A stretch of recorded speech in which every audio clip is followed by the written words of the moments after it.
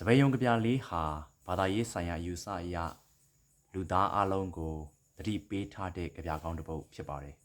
ဗုဒ္ဓဘာသာယူဆအရ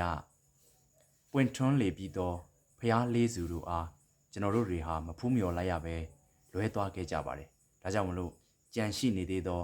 အရိမတ္တရာမြတ်စွာဘုရားကိုဖူးမြော်ခွင့်ရဖို့ကြိုတင်ပြီးတော့ပြင်ဆင်ထားကြဖို့တတိပေးနှိုးဆော်ထားတဲ့ကြပြကောင်းတစ်ပုဒ်ဖြစ်ပါတယ်စပယ်ယုံကြပြရဲ့ပထမပိုင်းမှာဆိုလို့ရှိရင်စပယ်တဲ့လေးယုံပြိုတို့မောင်မပန်ထိုက်တယ်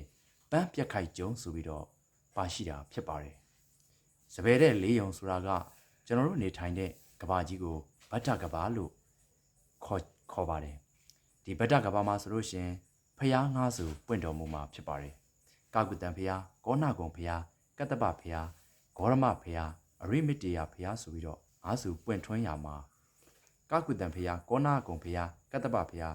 ဂေါရမဖျားလေးစုတို့ဟာပွင့်ထွန်းသွားပြီဖြစ်ပါတယ်ဤဖျားလေးစုတို့ကိုဖူးမြော်ခွင့်မရလိုက်တာကြောင့်ကျွန်တော်တို့ခင်ဗျားတို့ဟာဒီတန်တရားထဲမှာရွဝဲနေကြတာဖြစ်ပါတယ်အဲ့ဒီပွင့်ထွန်းလေပြီးတော့ဖျားလေးစုကိုစပယ်တဲ့လေးယုံပြိုတို့မောင်မပန်ထိုက်တယ်ပန်းပြက်ခိုက်ကျုံဆိုပြီးတော့ကြပြဆရာကတင်စားပြီးတော့ခိုင်နိုင်ရွတ်ဖွဲ့ထားတာဖြစ်ပါတယ်ဆက်လက်ပြီးတော့အပွင့်ရဲကုံတငုံဖြင့်ကြံပါသေးဗန်းချင်းရင်ပြုတ်မောင်ကြီးရဲ့ခေါင်းဖိခဲ့လေးဆိုပြီးတော့ဆက်လက်ပြီးတော့ကြပြဆရာကရွတ်ဖွဲ့ထားပါတယ်အပွင့်ကတော့ကုံသွားပြီဖျားလေးစုကတော့ပွင့်ထွန်းပြီးသွားပြီဒါပေမဲ့အပွင့်မပွင့်သေးတဲ့အငုံတစ်ခုကြံပါသေးတယ်အဲ့ဒါကတော့အရိမတ္တရာမြတ်စွာဘုရားမပွင့်ရသေးပါဘူးအရိမတ္တရာမြတ်စွာဘုရားဟာလူသက်တန်းတသိန်းမှာပွင့်မယ်လို့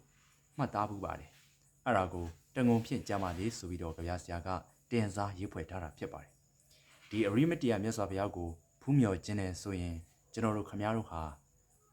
တေရှာကြိုတင်ပြင်ဆင်ထားရမှာဖြစ်ပါတယ်အဲ့ဒါကိုပန်းချင်းရင်ပြုတ်မောင်ကြီးရဲ့ခေါင်းဖိခဲ့လေးဆိုပြီးတော့အဗျာဆရာကတင်စားရေးဖွဲ့ထားတာဖြစ်ပါတယ်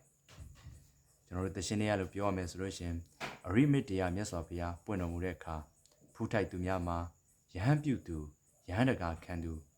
မိဘကိုလှုပ်ကြွေးသူငါးပါးသီလစောင့်ထိန်သူတရားဘာဝနာပွားများသူသိမ့်သက်ပတ်စွန်းလောင်းသူနောက်ဆုံးပိတ်လွဲတဲ့သူတွေကတော့အတင်ကြီးကက်ကဘာထဲမှာနေရမှာဖြစ်ပါတယ်ကျွန်တော်တို့ရဲ့ဒီတန်တရားထဲမှာဆိုလို့ရှင်ဘာသာရေးဗုဒ္ဓဘာသာဆိုင်ရာယူဆအရတာရကဘာမန္တကဘာဝဒကဘာတာရမန္တကဘာဗတ္တကဘာတုံညကက်ကဘာဆိုပြီးတော့ကဘာ6မျိုးအစဉ်လိုက်အလှည့်ကျလဲပက်နေတယ်လို့မှတ်သားရပါတယ်အဲ့ဒီတာရကဘာမှာဘုရားတဆူပွင့်နေမန္တကဘာမှာဘုရား2ဆူပွင့်နေဝဒကဘာမှာဘုရား3ဆူပွင့်နေတာရမန္တကဘာမှာဘုရား4ဆူပွင့်ပါတယ်ကျွန်တော်တို့ယခုရောက်နေတဲ့ဗတ္တကဘာမှာတော့ဘုရား5ဆူပွင့်ထွန်းပါတယ်နောက်ဆုံးပိတ်တုံညကက်ကဘာမှာကတော့ဘုရားတဆူမှ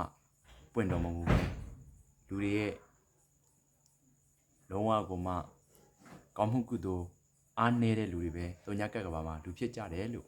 မှတ်သားရပါတယ်ဒါကြောင့်ဒီစပယ်ယုံကြပြလေးဟာတကယ့်ကိုမှကောင်းမွန်တဲ့သတိပေးကြပြတစ်ပုဒ်ဖြစ်တယ်ဆိုတဲ့အကြောင်းတင်ပြအပ်ပါတယ်ခင်ဗျာ